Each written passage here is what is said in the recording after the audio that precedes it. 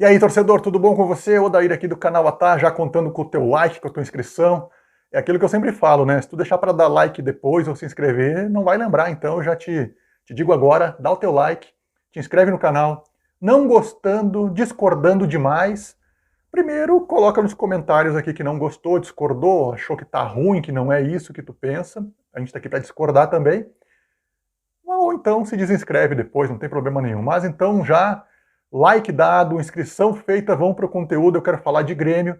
Agora eu quero falar de Grêmio um pouco mais dentro de campo, não especificamente sobre o jogo contra o Cruzeiro. Muito foi falado sobre o desempenho do Grêmio contra o Cruzeiro e nos últimos tempos também, onde o Grêmio tem encontrado dificuldades até mesmo nas semifinais e nas finais do Gauchão. E o que me parece, lendo comentários até mesmo de torcedores gremistas nas redes sociais, tentando entender um pouco do contexto do que o Grêmio vive, levando em conta também o histórico recente de desamor que a torcida tem com o Grêmio pela queda, por ter subido da segunda divisão de uma maneira bem pouco honrosa, né? Subir da segunda divisão para a primeira é meio que obrigação num time como o Grêmio. E o Grêmio subiu com certa dificuldade, jogando mal, né? Mas enfim, isso é passado. Mas o passado ajuda a gente a construir a nossa história, o nosso presente, né? O que eu percebo é que o torcedor do Grêmio, e eu quero saber se tu concorda comigo ou não, o torcedor do Grêmio vive meio que, digamos que assombrado pelo Grêmio recente que ganhou tudo e jogava bem. O Grêmio do Marcelo Groi, o Grêmio do Edilson, do Kahneman, do Jeromel, o Grêmio do Cortez, um Grêmio que tinha Maicon, tinha Arthur, tinha Jailson no meio, um Grêmio que tinha Cebolinha, que tinha Luan, o melhor Luan de todos, que teve Douglas, Fernandinho, Pedro Rocha, que teve também, enfim, né, Jael em certo momento também foi importante para nós. Enfim, né, esses jogadores aí que acabaram vencendo, né, Barrios, claro, não podemos esquecer do Barrios, que disputou até o Mundial. Então, o Grêmio desse período, o Grêmio do Renato desse período, é um Grêmio que ainda vive na memória recente, embora a gente não perceba, mas ele vive ainda no imaginário do torcedor gremista. Que não é culpa do torcedor, até porque eu também quero isso. O torcedor espera que o Grêmio volte a dar alegrias, talvez com um desempenho menor, maior, não sei. Mas o Grêmio quer reviver aquilo, quer reviver disputa de títulos. A gente sabia que a gente estaria na Libertadores, a gente estava acostumado com isso. A gente estava acostumado a disputar títulos. A gente estava acostumado a dar espetáculo, inclusive. Tanto que a imprensa, parte da imprensa, cunhou o termo o melhor Grêmio de todos os tempos para esse Grêmio de 2017, 18, principalmente, né? Não concordo muito com o termo, né, o melhor Grêmio de todos os tempos, mas realmente foi um grande Grêmio, tanto que chegou a disputar o Mundial, né? Ramiro também, né? Esqueci do Ramiro, que era uma das peças mais importantes taticamente do Grêmio. Enfim, esse Grêmio passou.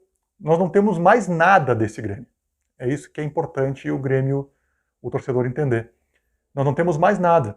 Nós temos aí um arremedo do que foi a nossa dupla de zaga, com o Kahneman ainda em idade de disputar, ainda competitivo, mas nós temos o Kahneman, nós não temos mais ninguém. Jeromel ainda está no clube, mas a gente não sabe a condição física do Jeromel para a sequência da carreira, não sabemos que Jeromel nós vamos ter.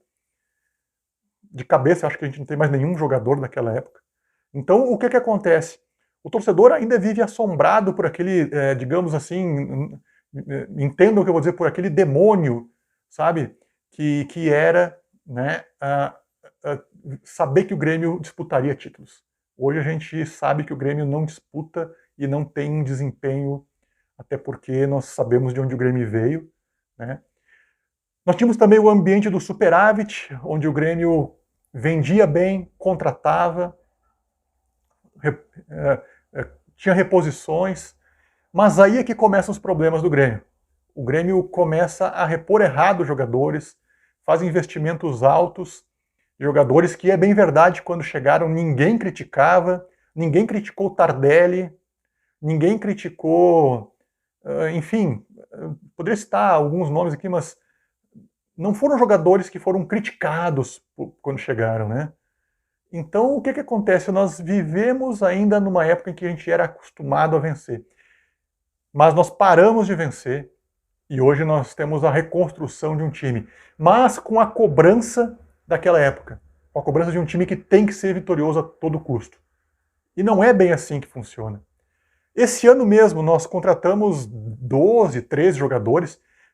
E olha, posso até queimar minha língua, mas esse ano foi um dos anos em que nós fizemos mais contratações que dão e darão certo, na minha opinião, no Grêmio.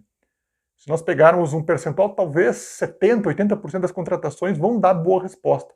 Dessas da gestão Alberto Guerra. Não estou nem falando de Soares, tá? Estou falando de Cristaldo, Carvalho, PP, estou falando de, sabe, Reinaldo, Bruno Vini, que eu acho que é um bom zagueiro também. Enfim, jogadores que ainda vão chegar. Então, eu não sei te dizer quantos deles vão dar certo. Mas a tendência é que o Grêmio consiga montar um time um pouco melhor do que aquele que seria a continuação do time de 2017 e 2018. Que aí teve Tardelli, Robinho, enfim, poderia estar vários outros jogadores aí. O Grêmio contratou 30 jogadores naquela gestão e praticamente nenhum deu certo, né? O maior exemplo disso foi o Thiago Neves. Mas agora, onde que eu quero chegar? Eu quero chegar que o Grêmio hoje está construindo um time, e a construção de time é a construção de uma máquina com várias engrenagens que se integram. E hoje o Grêmio tem várias engrenagens que ainda não se integram. O maior exemplo disso é o próprio Soares. Eu vejo, e o Soares não está acima da crítica, o Soares pode ser criticado. Só que a gente tem que entender também que o Soares não é um item isolado dentro do campo de futebol, dentro do time. O Soares não é um jogador que vai botar a bola embaixo do braço e vai resolver. Primeiro porque o Soares nunca foi isso. Ele sempre foi um grande finalizador de jogadas, um grande centroavante, um grande atacante, às vezes caindo pelos lados, às vezes não. Mas o Soares não é um jogador que por si só vale por 3 ou 4. Talvez o Soares seja o melhor camisa 9 tecnicamente do Brasil. Talvez ele seja o maior centroavante que o Grêmio já contratou. O histórico dele diz isso. Mas o Soares sozinho não vai resolver nada. A bola tem chegado para o Soares aí. Tem, assim como o time do Grêmio, o Soares está abaixo tecnicamente daquilo que pode entregar. Porém, o time todo está assim. Então, no futebol a gente não vê, por melhor que seja, um jogador só. Que seja Soares, que seja Cristaldo, que seja Kahneman, que seja... ter uma continuidade de desempenho muito acima dos outros. Quando um time não está encaixado, os outros jogadores, a tendência é que não joguem bem. Então, gente, o Grêmio tem problemas de lesão, tem problemas de administração de elenco, como nós podemos ver a questão do Adriel, e principalmente tem problemas de mecânica de jogo. E isso é problema que o Renato tem que resolver. Na minha opinião, o Renato tem que dar um pouco menos de desculpas de desfalques e calendário apertado, porque todos os times têm isso, e começar a trabalhar um pouco mais na construção do time e em variações. O Grêmio fez contratações, o Grêmio contratou jogadores para rechear o meio de campo, que é o principal setor. O jogo contra o Cruzeiro me deixou um pouco com o pé atrás em relação ao Natan. Não pareceu muito competitivo, mas é um jogo só. O Vina caiu de rendimento, é um fato, não é mais o Vina de quando chegou. Mas, assim como eu falei em relação ao Soares, são peças dentro de uma máquina. Talvez eles estejam sentindo a falta de encaixe do time como um todo, e aí o problema é do Renato. É ele que tem que resolver. Certo, gente? Espero que vocês tenham gostado do conteúdo. Te inscreve, dá o like, dá o dislike, comenta, e vamos com fé que essa semana tem ABC, para a gente confirmar a classificação na Copa do Brasil, e depois a gente continua no Campeonato Brasileiro, que para mim é a competição mais importante do ano. Valeu, fui, um abraço!